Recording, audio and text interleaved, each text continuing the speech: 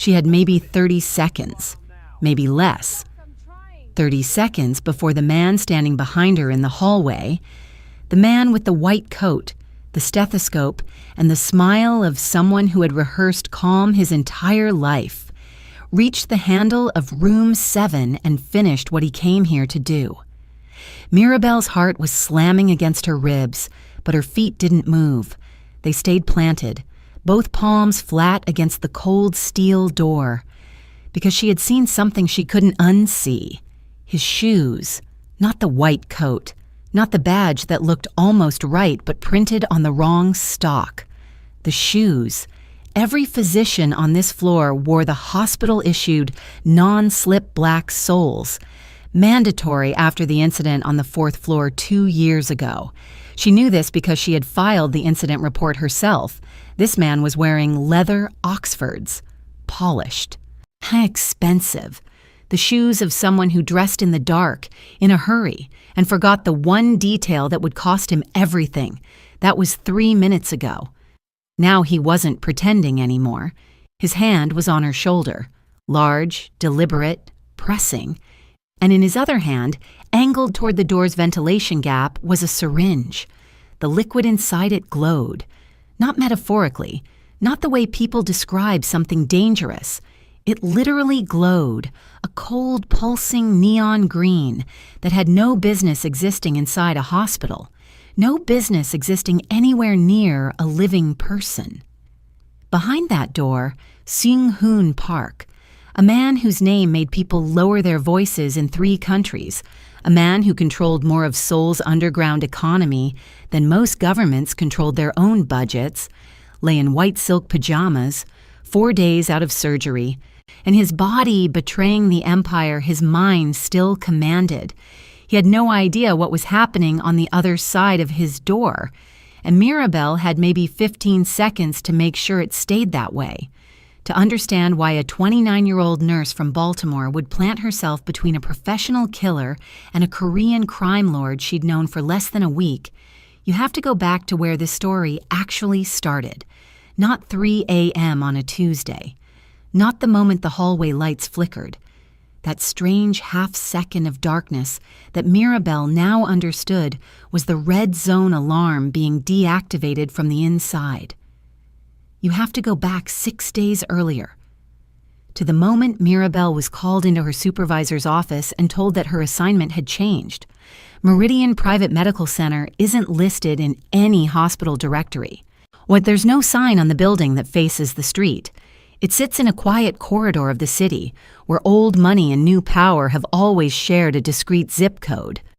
The kind of facility where the waiting room has real art on the walls, where the staff are trained to treat privacy like a vital sign. Patients here don't come for second opinions. They come because they've already decided that some things shouldn't be documented in a system anyone can access. Mirabel had worked the VVIP recovery wing for 2 years. In that time, she had cared for a senator, a tech billionaire, who'd had a minor cardiac event and wanted it kept off his insurance record, and a woman whose name Mirabel had recognized from the news and would never repeat to anyone.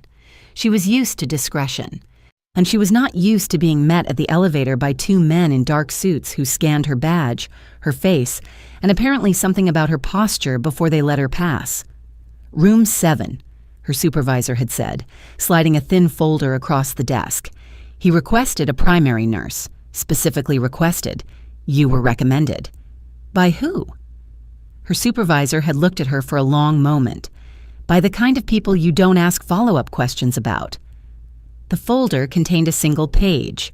Name, Park Seung Hoon, age 41, post-operative cardiac monitoring following emergency surgery. Under the field marked occupation, someone had typed the word executive and apparently felt that was sufficient. Mirabel had looked up his name before her shift started. She'd had to use her personal phone off the hospital network. She understood the suits at the elevator after that. What she didn't expect, what nobody could have prepared her for, was walking into room 7 and finding a man who looked, despite everything she'd just read, simply tired. Not dangerous, not powerful. Just a man with dark circles under sharp eyes, sitting up against a bank of pillows with an IV line in his left arm and an expression that said he had long ago stopped expecting people to treat him like a human being. He'd looked at her when she came in, studied her the way people do when they're deciding in real time whether or not to trust you. "You're not afraid of me," he'd said. It wasn't a question. "I'm afraid of plenty of things," Mirabel had told him, checking his chart. "You're not one of them right now. Right now, you're a post-op patient with a heart rate I need to monitor. That's the only thing I'm focused on." Something shifted in his face. Not warmth exactly, more like the slow recognition of something unexpected.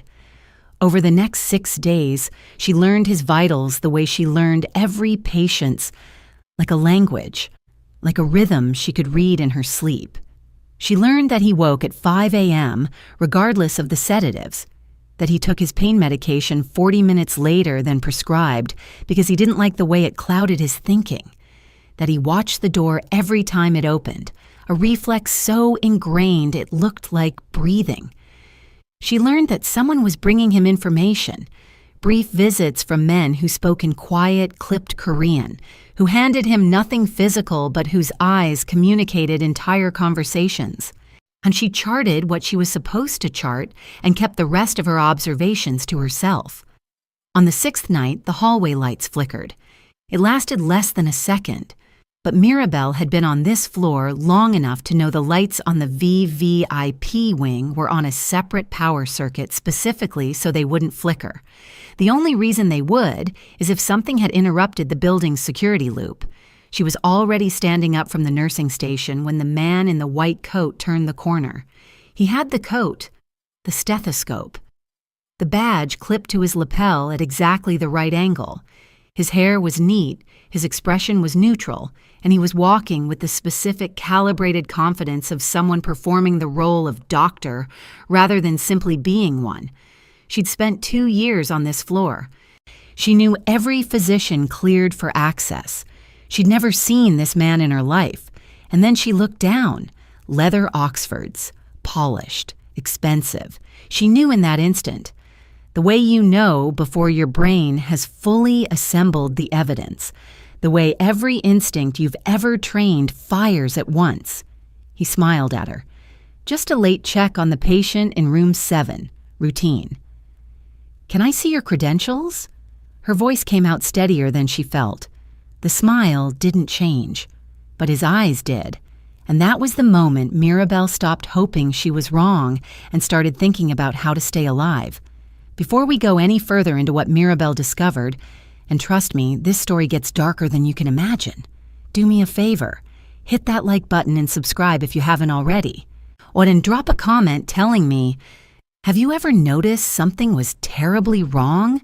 Something that made your stomach drop, but you were too afraid to speak up? Let me know in the comments, because Mirabel was about to face that exact choice. And what she decided to do next would change 2 lives forever. She moved. Not toward him, not away, sideways. 3 fast steps to the left, putting herself between the man and the door to room 7. It wasn't a decision she made consciously. Her body made it before her mind caught up, the same way you pull your hand from a hot stove before you've registered the pain. "Sir?" She kept her voice low, measured. The tone she used with agitated patients, with family members who were about to lose it in a hallway. "I need you to stop right there." He stopped, but not because she'd told him to. And he stopped the way a predator stops, not out of obedience, but to recalculate. "Nurse." His voice was warm, professionally warm, the kind of warmth that gets practiced in front of mirrors. "I don't want any trouble. I just need 2 minutes with the patient." The patient in room 7 is not on the active rounds schedule tonight. She knew this because she had printed the schedule herself at the start of her shift, the way she did every shift, because Mirabel was the kind of person who printed things and read them and remembered them. No physician visits are logged between 2 a.m. and 6 a.m. without prior authorization from the attending. It's an urgent matter. Then I'll need to see your authorization."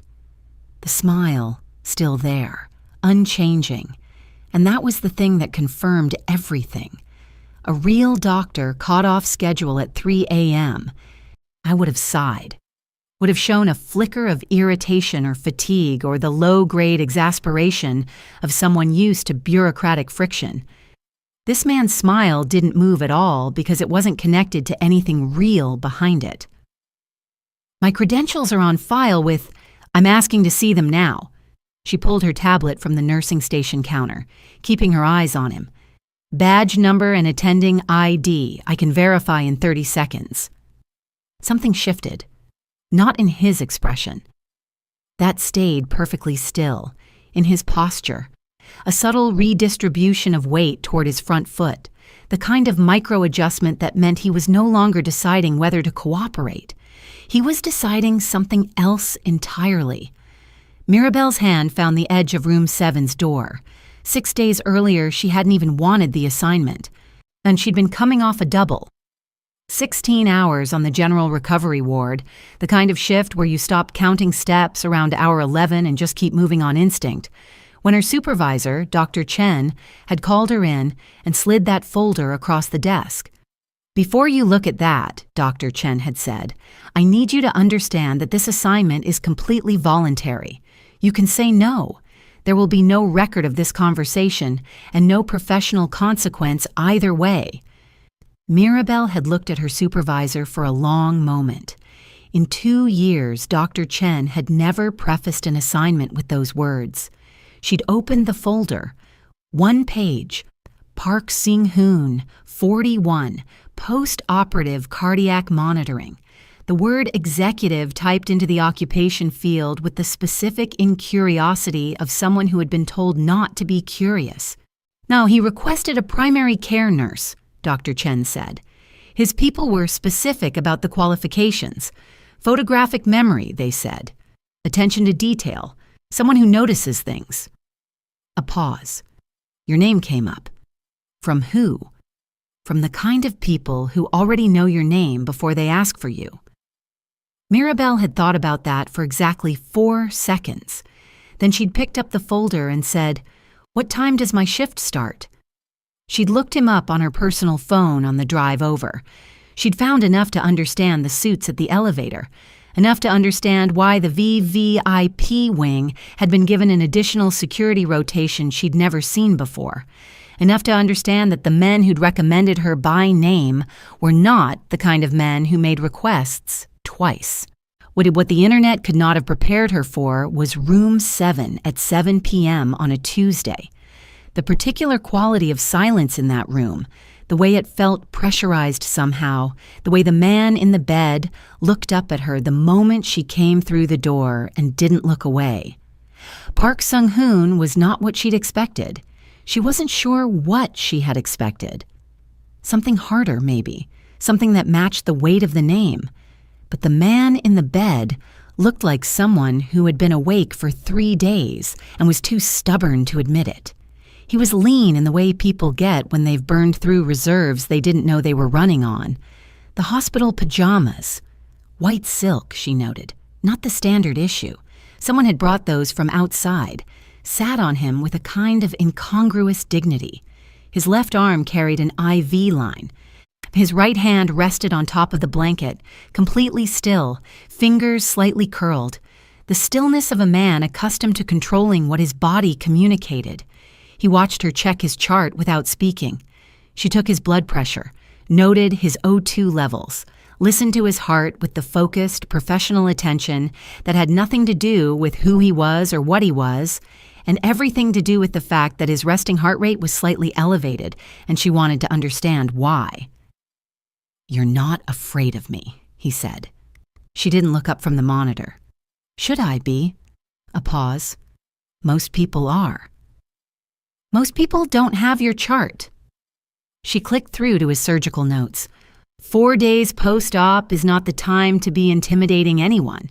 Your body is working very hard right now, and I'd appreciate it if you didn't add stress to its list of problems. She heard something that might, in different circumstances, have been the beginning of a laugh. It didn't fully form, but it was there. "The nurse who had this room before you," he said, "requested a transfer after the first day." I heard. "She hadn't, but she filed it away. You didn't ask why." "I'll figure out why." She set down the tablet and looked at him directly for the first time. He had eyes that were doing more work than the rest of his face, cataloging her, measuring her, running some internal calculation she couldn't read the output of. "What I need to know right now is whether your pain is being managed adequately and whether you've been sleeping." Another pause, longer this time. "The pain is acceptable," he said. "The sleeping is not. Are you taking the full prescribed dose of the sleep aid? It interferes with my thinking." She looked at him. He looked back. Neither of them blinked for a moment. "I'll make a note," she said, "that the patient is choosing discomfort over reduced cognitive function and that this is consistent with his overall approach to recovery." She tapped it into the chart. "And I'll also note that sleep deprivation following cardiac surgery significantly increases the risk of complications, in case that information is useful to anyone making decisions about their medication schedule." This time, the almost laugh made it further. It didn't quite land, but it traveled.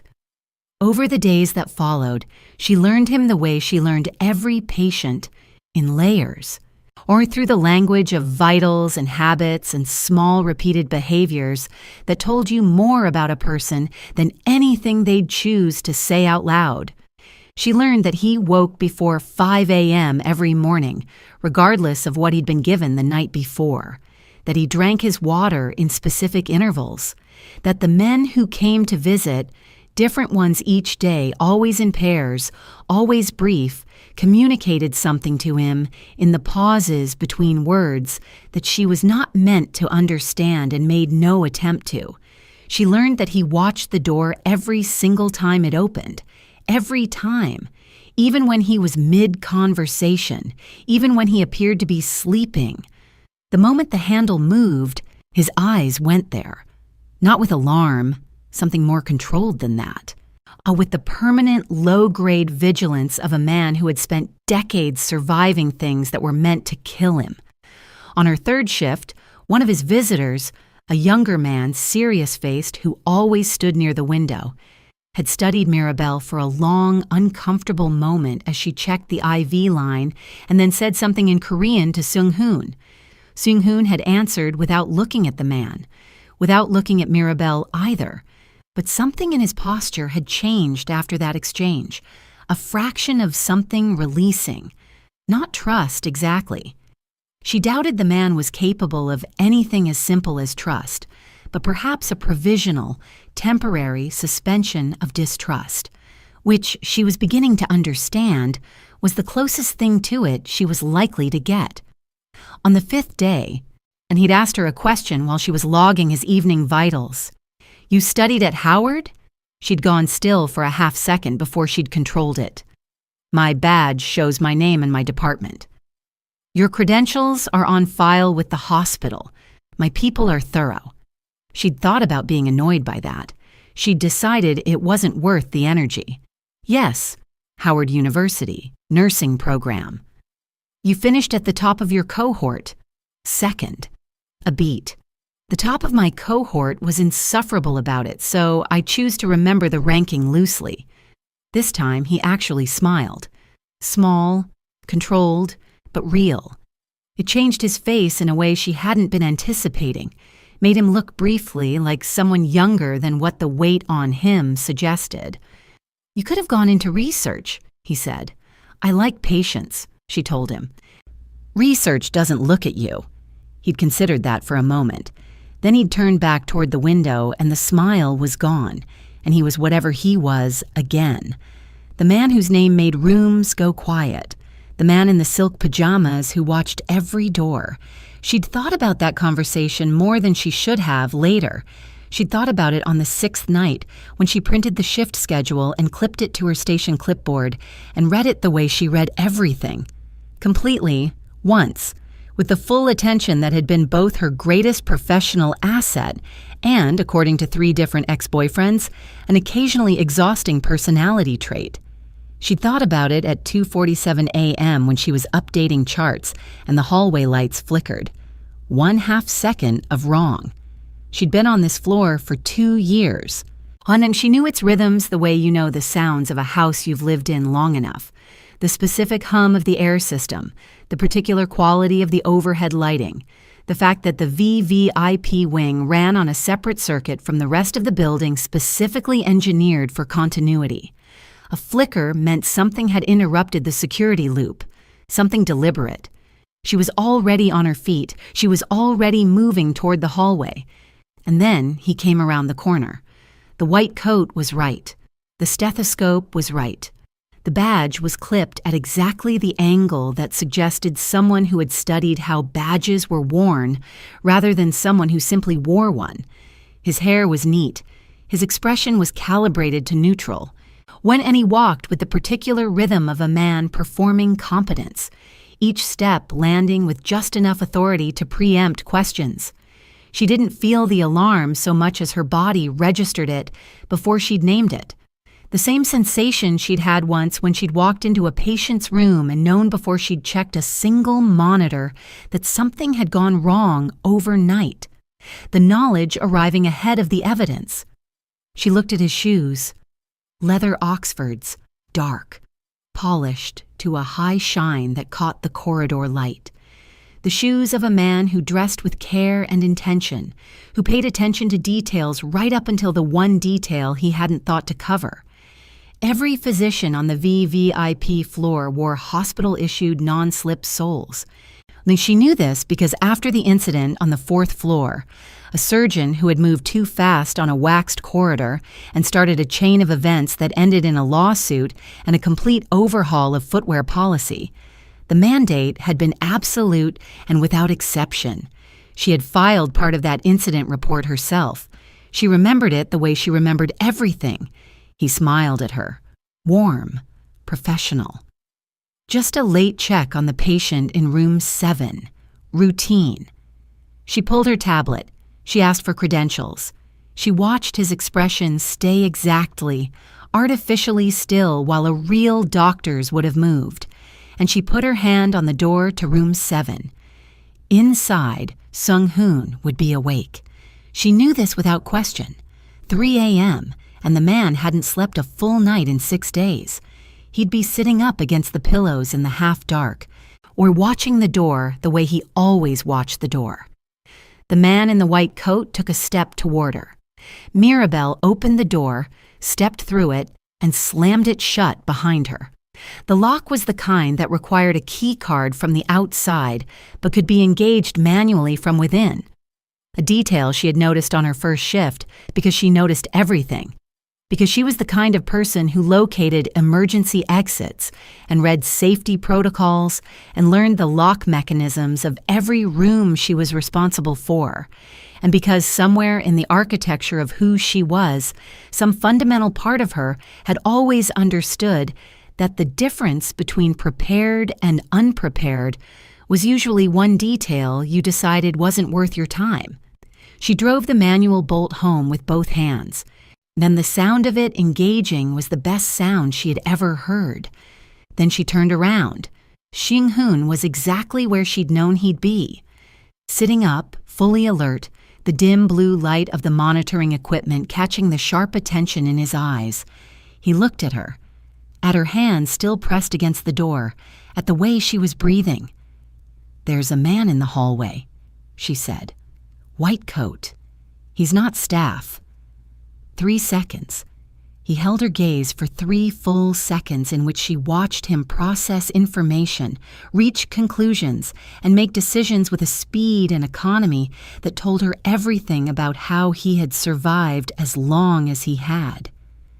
"How long do we have?" His voice was completely level. "I don't know. Is there another exit from this room?" "The service corridor. But it'll be covered." She was already moving toward the emergency panel on the wall, the one she'd identified on her first shift and tested once, quietly when the room was empty, because that was who she was. There's a manual lockdown option, but it triggers a facility-wide alert. Security will respond. Security on this floor tonight has been compromised. He said it the way you state a fact you've known for hours. 2 of the 3 guards are not my people. She stopped, looked at him. I became aware of this approximately 4 hours ago, he said. I was waiting for confirmation before I acted. You knew someone was coming tonight. I suspected, and you didn't. She stopped herself. This was not the moment for that conversation. She turned back to the panel. The facility-wide alert will also reach the external security firm that monitors the building. They are not part of your situation. No, he agreed. They are not. She hit the lockdown panel. The lights in the room shifted to emergency red. Somewhere deep in the building's architecture, a sequence began. Doors closing, alerts firing, a signal leaving the building for the monitoring firm's dispatch center. And then something hit the door. Not a knock, not a handle being tested, a single flat impact, a palm or a shoulder that reverberated through the metal and through Mirabel's back as she instinctively pressed herself against it. The man's voice came through the door, still warm, still calibrated, like he was talking to a patient who was being unreasonable. Nurse. A pause. I don't want to hurt you. That's not what I'm here for. Mirabel said nothing. She looked at Seung Hoon. He was watching the door. He had pulled himself to the edge of the bed. She could see the effort that cost him in the set of his jaw, the way his hand gripped the bed rail. And he was looking at the gap at the bottom of the door, the way a man looks at a threat he is calculating how to neutralize from a position of almost no resources. The man in that room, the voice continued, conversational, unhurried, is not who you think he is. He is not a patient who deserves your protection. I know you're a good nurse. I know you took an oath. But there are things you don't know about Park Seung Hoon that would change the calculation you're making right now. She pressed her back harder against the door. He has ordered the deaths of people, not abstractions. Real people. A prosecutor in Seoul who had a daughter in primary school, a journalist whose only crime was finding the wrong information in the wrong place. These are not rumors. I have seen the documentation. The room was very quiet. Seung Hoon had not moved. He was looking at the door, and his expression was the most complex thing she had ever seen on a human face. Not guilt, not denial, something older and heavier than either of those. Something that had been living with itself for a long time. Nurse, the voice again. Closer now, as if he had crouched down, was speaking into the gap at the base of the door. Your life has value. His does not. Walk away from that door. Go to the bathroom, lock yourself in, and let this be over. No one will ever know you were in this room tonight. I will make sure of that. Mirabel looked at Seung Hoon. He looked back at her. Neither of them spoke. She thought about what she'd taken an oath to, not to judge who deserved saving, not to weigh one life's value against another on a scale she had constructed from whatever information a stranger fed her through a door in the middle of the night. She thought about the prosecutor in Seoul, if that was true, and the journalist, if that was true. And she thought about what it meant that she couldn't know if any of it was true, and that it didn't matter. Not in this room, not at 3 a.m. with a manual lock engaged and a man on the other side who had glowing green liquid in a syringe and leather shoes he'd forgotten to change. What she thought about the fact that if she let the man in the hallway make the decision about which lives had value and which ones didn't, she was handing him something she could never get back. Not just Seung Hoon's life, something else. Some understanding of what she was for that had taken her a very long time to build, and that she would not let a killer with a white coat dismantle in 90 seconds. Nurse. A third time. And now the warmth in the voice had thinned slightly. the professional patience wearing at its edges. I'm going to need you to make a decision. Mirabel looked at the emergency panel, at Seung Hoon, at the door. I already did, she said. And then she heard the sound of something being pressed against the ventilation gap at the base of the door, and she saw the first thin thread of something green begin to curl into the room like smoke, and she moved. She crossed the room in 3 steps, stripped her scrubbed jacket off in one motion, and drove it into the ventilation gap with both hands, packing it tight against the base of the door, the way you'd pack a wound. Fast, hard, no hesitation. The green mist hit the fabric and stopped. She held it there, both palms flat against the floor, her cheek almost touching the cold tile, and she could feel the pressure on the other side. A slow, deliberate push, the kind that told her the syringe was being emptied methodically. Patient. He had time, he thought. He was willing to wait her out. She pressed harder. Her arms were shaking, not from fear, or not only from fear. The position was wrong for her body. A weight distributed forward onto wrists that weren't built for this angle, knees on tile that had no give. She cataloged the discomfort and set it aside the way she set aside everything that wasn't immediately useful. The pressure stopped. Silence. 5 full seconds of it. Then the first kick landed. It wasn't the panicked kick of someone losing control. It was measured, placed low on the door near the handle, the kick of someone who had done this before and knew exactly where the weak points were in a standard internal hospital door. The frame shuddered. The bolt held. The second kick landed in the same spot, and she felt the vibration move through the floor beneath her palms. She was on her feet before the third kick came. Moving. The oxygen tank was in the corner near the monitoring equipment. Standard issue, full. I mounted on a wheeled base that was heavier than it looked and exactly what she needed. She grabbed it by the neck, killed the wheel brake with her foot, and drove it across the room with everything she had, angling it at the last second so the base caught under the door handle, and the tank's weight leaned into it, turning the handle into something the door would have to argue with before it decided to open. The fourth kick landed. The tank didn't move. She stepped back.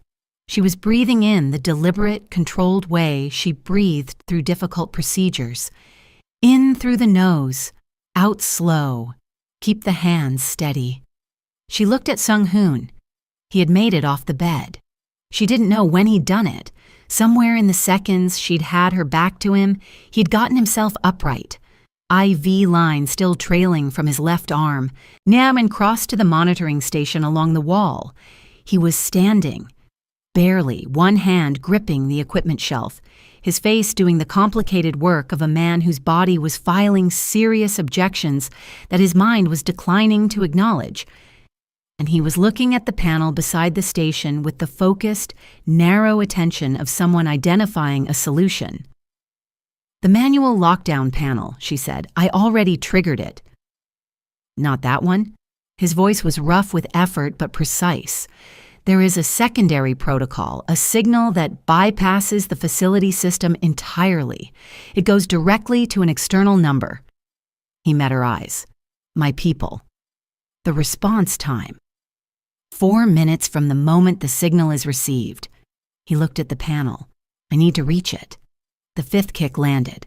But the oxygen tank skidded 2 inches on the tile before the base caught against a seam in the floor and held 2 inches. She crossed to him in 4 steps, got her shoulder under his right arm, and took his weight without asking if he wanted her to. He didn't resist. They moved together the 3 feet to the secondary panel, and she watched his hand find the cover latch, open it, and press the interior button with the deliberate accuracy of a man who had memorized this location a long time ago and hoped he would never need it. A single red light pulsed once, then went steady. 4 minutes, he said. Okay. She got him back to the bed. He didn't argue. He was white around the mouth and breathing too fast, and she checked his pulse with 2 fingers against his wrist, elevated, not catastrophically, and looked at the door. and the kicking had stopped. That was worse. Silence from the other side of a door that someone had been trying to break down was not the silence of someone who had given up. It was the silence of someone who had moved to a different plan. She heard, very faintly, the sound of a keycard reader. Her eyes went to Seung Hoon. "You said the security on this floor was compromised." "2 of the 3 guards. They have override cards." "Yes." She looked around the room, the oxygen tank at the door, the crash cart against the far wall. She hadn't touched it yet, hadn't needed it yet. The monitoring equipment, the IV stand, the room of a man recovering from surgery, which meant it was full of things designed to sustain life and almost nothing designed for anything else. She went to the crash cart. It was heavier than the oxygen tank, wider. And she released its wheel brake and pushed it toward the door, wedging it at an angle that caught both the door frame and the wall beside it, creating a secondary barrier the door would have to push through before it could fully open. Then she got behind it and added her own weight. The keycard reader beeped. The handle turned. The door pushed open 2 inches and stopped against the crash cart. She heard voices in the hallway, 2 of them, not the warm, professional voice. New voices, low and clipped, with the specific cadence of men who were communicating in shorthand because they had worked together long enough not to need full sentences. One of them said something she couldn't make out. The other responded. The door pushed again, harder, and the crash cart groaned against the tile but held.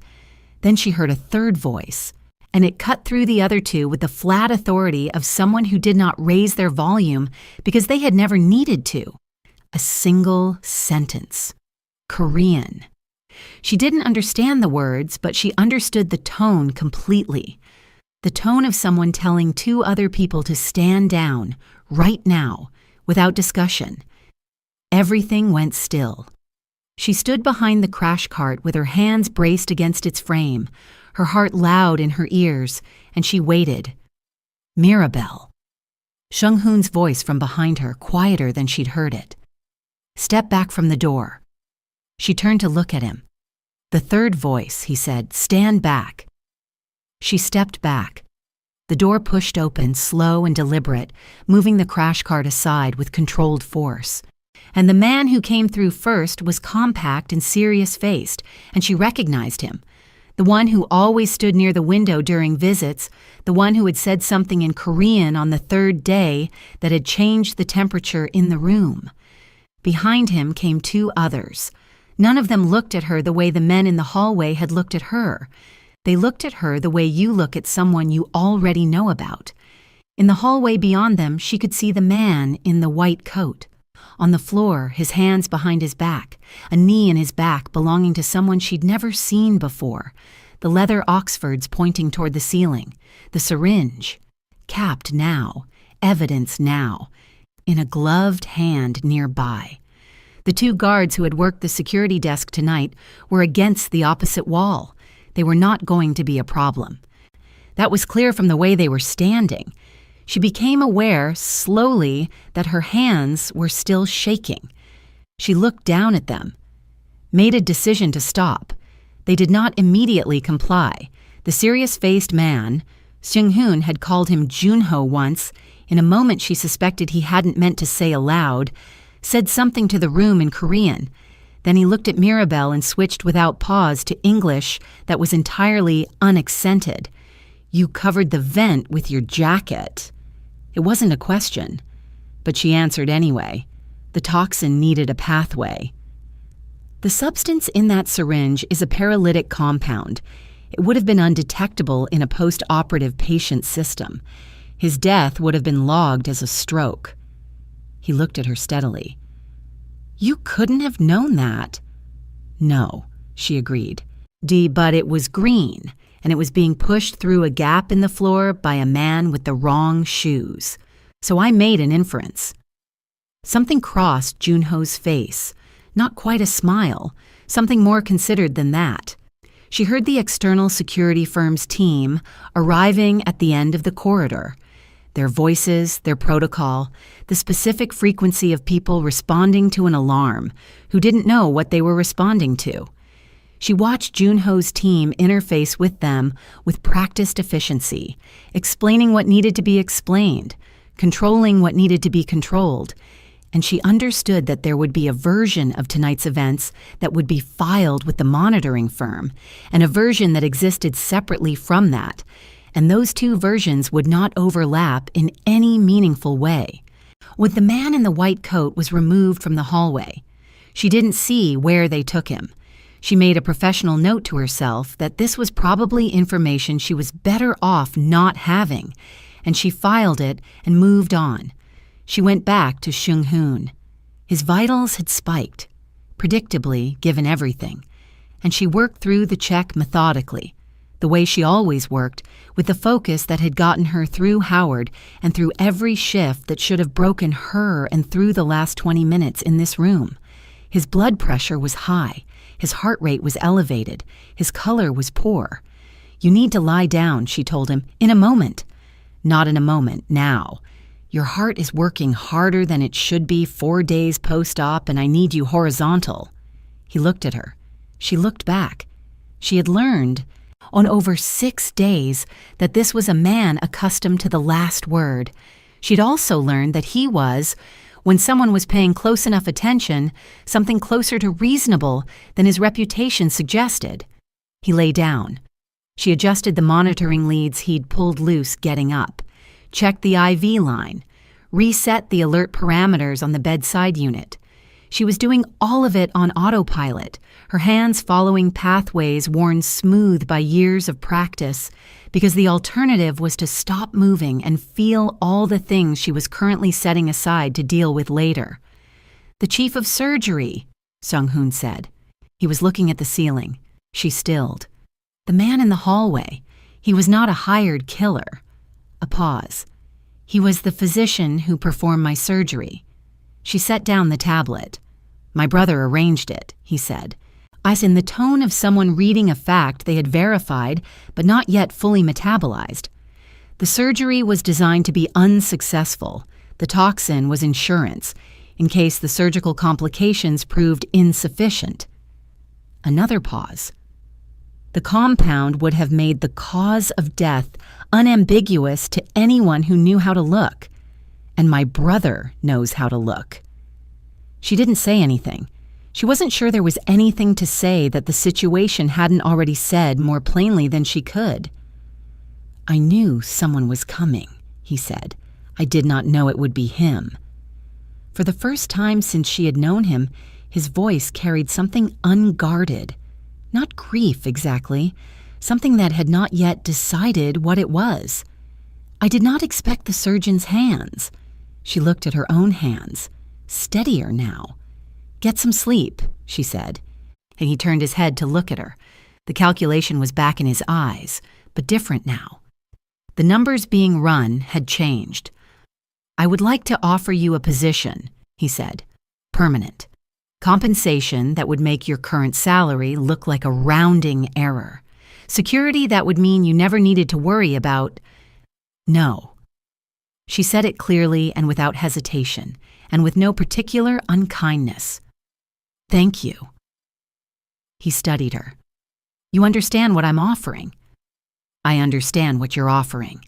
She picked up the tablet again. "I'm a nurse. That's not a consolation prize for the thing I actually wanted to be. It's the thing I actually wanted to be, and I'm very good at it." She looked at him, tonight included. A silence, long enough to mean something. "Yes," he said, "tonight included." He closed his eyes, and his breathing slowed towards something that was finally approaching sleep. She sat at the monitoring station and watched his vitals begin, gradually, to normalize, the numbers finding their way back to a baseline she had spent 6 days learning to read. And she thought about the scrub jacket packed into the ventilation gap at the base of the door, which had been a gift from her mother 2 Christmases ago, and which was almost certainly not salvageable. She thought about the prosecutor in Seoul and the journalist, and she thought about the man in the silk pajamas, and she thought about the fact that she had not been asked to make a decision about any of that tonight. She had been asked to make a decision about a door, about whether her body was going to stand between something and the thing it was trying to reach. She had made it. In the weeks that followed, she would hear things, indirectly, through channels that had nothing to do with her and everything to do with the world Seung Hoon Park moved through. About a nurse on the VVIP floor. She would hear that the story had traveled further than she would have thought possible, and faster than made sense, the way certain kinds of stories do when they land in the right ears. She would hear that in certain rooms, in certain cities, her name, or something close to her name, altered slightly the way names get altered in translation, was said with a particular quality of respect that those rooms did not extend casually or often. She never confirmed any of it. She never denied it either. She finished her shift at 7 a.m. She filed her incident report with the external security firm, the version that needed to be filed, accurate as far as it went. She drank a cup of coffee that had gone cold in the break room while she sat with both hands wrapped around the cup and said nothing to anyone for 4 uninterrupted minutes. Then she rinsed the cup, picked up her bag, and went home. She was back the following Tuesday.